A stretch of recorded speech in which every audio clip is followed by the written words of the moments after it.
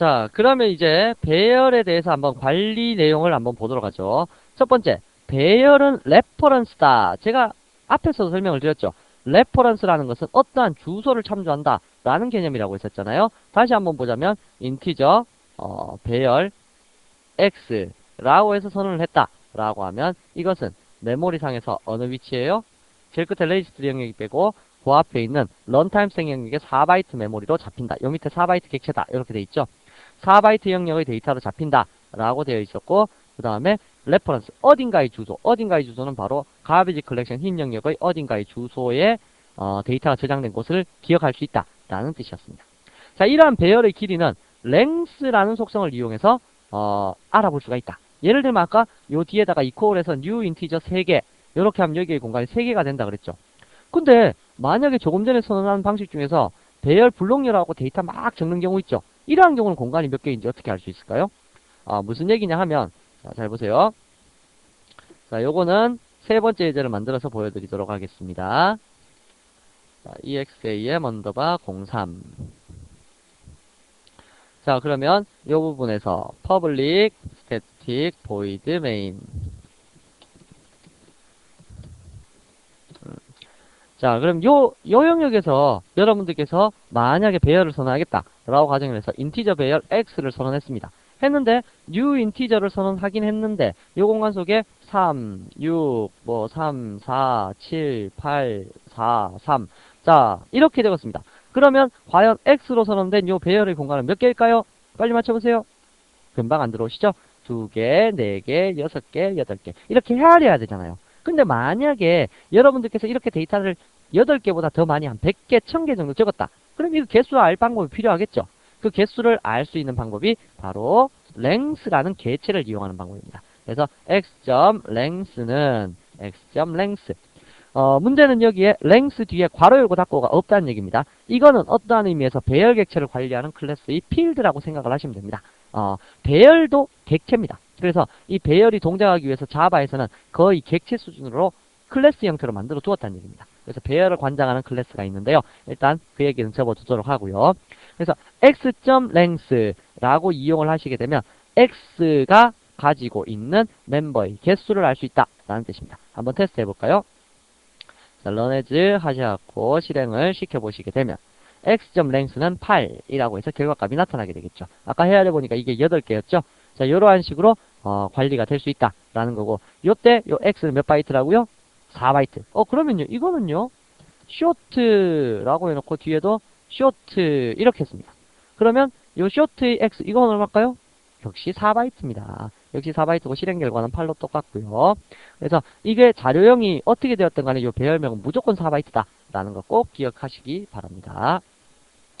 자, 그래서 어딘가의 주소를 참조한다. 아까 방금 전과 같이 이렇게 데이터가 이렇게 할당되어서 초기 값이 3, 4, 3 이렇게 할당이 되었다 치면 0번부터 시작해서 데이터가 1, 2, 3 이렇게 차례대로 지나가게 된다는 얘기고요. 자, 배열의 실제 데이터는 흰 영역에 표시된다 라고 있는 거. 요것도 앞서 설명을 드렸죠.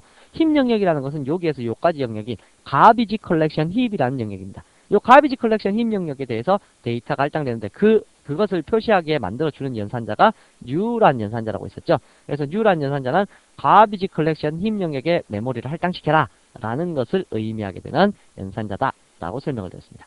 이렇게 할당된 메모리는요, 나중에 더 이상 참조를 받지 않게 되면 가비지 컬렉터, 가비지 컬렉션이라고 안 부르면 가비지 컬렉터, 그러니까 기계를 얘기하니까 가비지 컬렉트라는 동작하는 기계에 의해서 소멸되게 됩니다. 가비지 컬렉터는 어디에 포함되어 있냐면 JVM에 포함이 되어 있는데요. 요거는 클래스 파트에서 설명을 드린다고 했습니다. 자, 가비지 컬렉션에 의해서 소멸되는데 언제 소멸되는가? 그건 일단 지금 약간 궁금하니까 그거 한번 보도록 하죠. 언제 소멸되냐면 나중에 여러분들이 X가 필요 없어요. 그럼 X에다가 널 값을 그냥 대입해 버립니다. 이러한 레퍼런스 변수의 초기 값은 널 값입니다. 그래서 인티저의 초기 값은 0 값이었죠. 아까 스트링도 그 초기 값, 디폴트 값이 널이라 그랬죠. 그래서 이러한 배열도 클래스 형태를 띠고 있기 때문에 얘도 초기 값이 널이라는 상태입니다. 자, 이렇게 널이라는 값을 이렇게 집어넣어 주면 실제 가비지 컬렉션 힙에 할당되었던 요 데이터들은 어떻게 될까요? 메모리는 남아있는데 더 이상 얘를 쓸 수가 없죠. 왜? 여기의 주소를 아무도 모르게 되잖아요. X만 알고 있다가 X가 없어져 버렸으니까. 그죠? 다시 말하면 요게 메모리에서 요 주소를 지금 참조하고 있는 게 바로 여기 x란 요 공간이었죠. 근데 x가 이제 걔 주소를 모르겠다고 지워버렸어요. 지워버렸으면 얘는 그죠, 완전 홀로 된 거죠. 그렇게 돼버리면 가비지 컬렉터가 쫙 여기를 살펴보다가요, 홀로 된 것이 있으면 걔를 알아서 체크해서 지워줍니다. 뭐 그거에 대해서는 뒤에가 설명을 드릴게요. 자, 다음 각 공간은 첨자로 구분된다 라고 되어 있고, 첨자는 0부터 시작한다 라고 되어 있죠. 각 공간은 첨자 0부터 시작한다 라고 되어 있는데, 방금 전에 지금 8개의 데이터가 있습니다. 그래서 길이값 8개라고 했는데 0번째 위치에서부터 우리가 데이터를 하나씩 한번 출력을 시켜볼까요? 여기의 데이터들은 전부 다 얘를 0번 위치에서부터 시작해서 1번, 2번, 3번 이러한 식으로 번호를 매겨 놓습니다. 우리가 적었는 순서대로죠. 앞에서부터 뒤로 순서 번호를 매겨 두는데요. 그 순서 번호대로 여러분들께서 출력을 한번 시켜보시면요, 이렇게 결과값을 나타낼 수 있겠네요.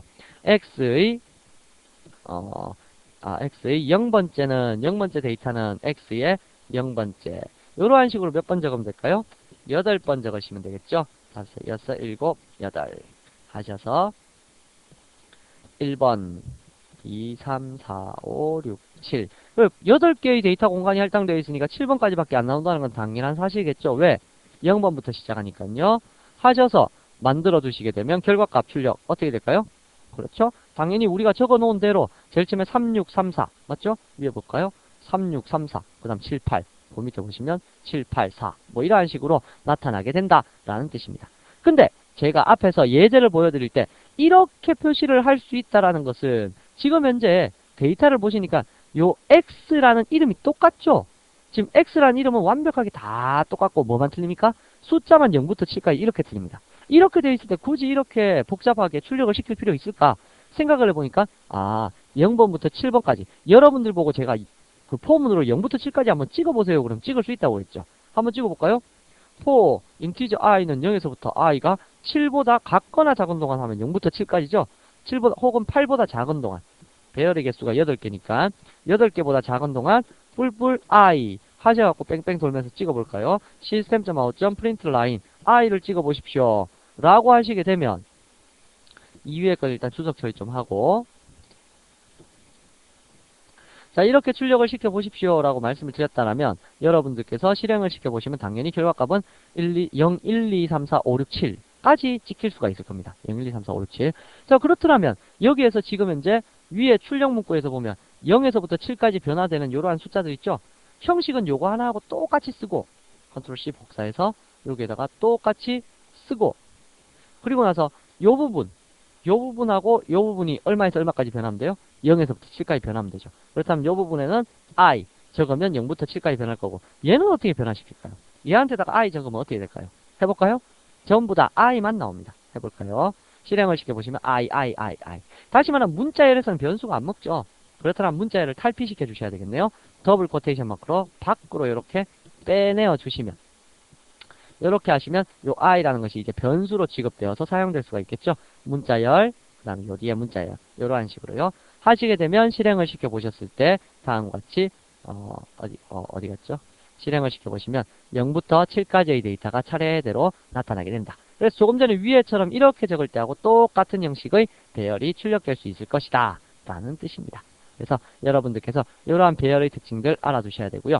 다음, 이렇게 첨자가 0부터 시작된다라는 사실을 먼저 알아두시고, 포문을 이용해서 걔를 출력할 수 있다라는 것도 알아두시고, 공간의 값은 자동으로 디폴트 초기화된다 라고 했었죠. 공간의 값이 진짜 자동으로 디폴트 초기화되는지 한번 알아볼까요? 자, 우선 또 다음 예제 한번 만들까요? 여기 복잡하니까 exam 언더바 04번 예제를 만들고요. 이왕 포문 돌려서 출력하는 거 배우셨으니까 이제부터는 포문을 습관적으로 적도록 할게요. 자, 그럼 공간의 값 인티저 x는 new 인티저 5개. 자, 요렇게 선언하면 다음에 boolean 불리언 배열 y는 new boolean 불리언 3개 뭐 이렇게 선언했다 치자고요. 제가 아까 불리언은 무슨 값으로 초기화 된다고요? 폴스 값으로 초기화 된다 그랬고, 인티저는 0 값으로 초기화 된다 그랬죠. 그렇더라면 각각을 출력시켜보면 for 인티저 i는 0에서부터 i가 x.length 여기에서 .length 우리 length도 배웠으니까 이제부터 써먹자고요. 제가 여기에다가 5보다 작은 동안 뿔뿔 i 하면서 뺑뺑 돕시다 라고 이야기를 하고 system.out.println 하셔서 x 배열의 i번째는 하고 x의 i번째 이렇게 출력을 했었잖아요. 근데 이 5라는 숫자가 무엇과 똑같냐면 x의 길이값하고 똑같죠. 다음에 우리가 이제 요 다음에 적을게 불리언에 대해서 결과값 출력할 건데 i는 0에서부터 i가 3보다 작은 동안 뿔뿔 i를 처리하면서 system.out.println y 배열의 I 번째는 y의 i번째 뭐 이러한 식으로 출력이 된다라면 얘 값은 무엇과 똑같냐면 y라는 것의 길이값하고 똑같죠. 그래서 우리가 아까 여기에 보시면 길이값을 구하는 게 length라는 속성이 있다고 있었잖아요. 자, 이 속성을 사용하시게 되면 어떻게 해요? 어떻게 처리할 수 있습니까? 당연히 여기는 x.length 하시면 길이값이 될 것이고요. 여기는 뭘로요? y.length 하시면 역시 길이값이 되어서 자신의 길이값만큼 반복해서 수행하면서 모든 데이터를 다 찍겠다. 이러한 식의 처리가 가능하겠죠. 자, 그러면 이게 정말 정상적인 결과가 나오는지 한번 테스트 해보도록 하죠. 자, 테스트를 해보시게 되면 여기에 요것의 디폴트 값은 0값이고 얘는 폴스 값이라 그랬죠. 그래서 결과 값을 보시면 5개의 공간 0번부터 4번까지 5번 안 나온다 그랬죠. 0번부터 4번까지 x의 데이터에 대해서 전부 다 0값으로 초기화되어 있고 y도 0, 1, 2 이것이 3개가 폴스의 값으로 폴스가 디폴트 값이라 그랬죠. 불려는 그래서 디폴트 값으로 초기화가 된다. 그래서 배열은 따로 초기화를 안 시켜도 초기화가 다 일어나기 때문에 관계없다 라는 얘기입니다. 근데 앞에서 배웠던 일반 자료형들은 반드시 초기화 시켜주셔야 돼요. 배열만 막 생각하시다가 일반 데이터도 초기화 안 시켜도 초기화 되겠거니 라고 생각을 하시면 그건 절대 오산이십니다. 자, 다음으로 동적으로 공간 할당이 가능하다. 이건 무슨 얘기냐? 지금 보시면 여러분들께서 데이터를 할당시킬 때 우리가 숫자를 이렇게 딱딱 일일이 적어줬잖아요. 근데 만약에 나는 5개의 공간이 필요할 수도 있고 4개의 공간이 필요할 수도 있고 내가 원할 때마다 프로그램 실행할 때마다 공간을 바꾸고 싶어요. 그렇다면 여러분들 생각해보세요. 프로그램 실행할 때마다 얘를 5로 했다가 프로그램 실행할 때마다 얘를 4로 했다가 프로그램 실행할 때마다 얘를 7로 했다가 이런 식으로 계속 바꾸면 어떻게 해야 됩니까? 지금 우리 이클립스는 컴파일을 자동으로 시켜주니까 그나마 이렇게 바로 실행이 되죠. 만약에 지금 여러분들께서 이클립스 안 쓰고 일반 에디트 툴이나 이런 거 쓴다라면 한번 만들 때마다 컴파일을 해주셔야 되잖아요. 참 여러분들 컴파일은 요즘 계속 연습하고 계신가요? 잊어버리시지 않으셨겠죠? 그래서 만약에 여러분들께서 현재 상태의 CD 이클립스 상태로 오셔갖고 워크스페이스로 들어가서 CD day 008 자, 이쪽으로 들어오셔서 컴파일을 시킬 때 java c exam 언더바 04.java 이게 컴파일러잖아요. 컴파일을 시켜야 되는데 만약 얘를 다시 또 5로 바꿨다 라고 하면 저장하고 다시 또 일로 와갖고 java c exam 언더바 04.java 이런 식으로 또 컴파일을 시켜주셔야 되잖아요. 이렇게 하면 너무 힘들지 않느냐. 그렇더라면 이걸 좀 동적으로 처리할 수 있는 방법이 있지 않을까 라고 해서 생각해낸 게 뭐냐면 자바는 동적 데이터 처리를 가능할 수 있도록 그렇게 배열을 만들 수 있도록 해두었다는 얘기입니다. 예를 들면 이렇다는 얘기죠. 자, 그러면 IO 패키지 일단 선언해 두고요.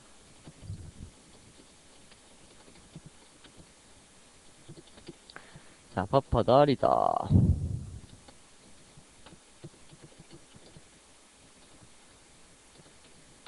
new input stream reader